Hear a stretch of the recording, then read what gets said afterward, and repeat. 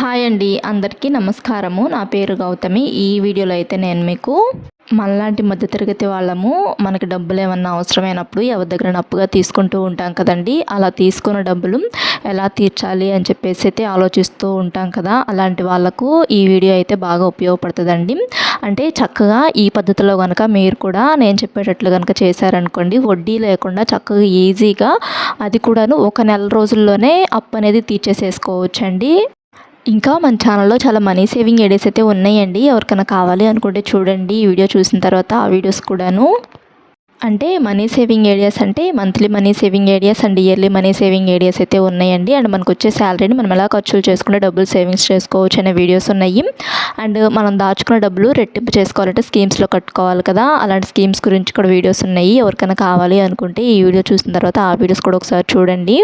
ఇంకా ఈ వీడియోలో మనము అప్పుగా తీసుకున్న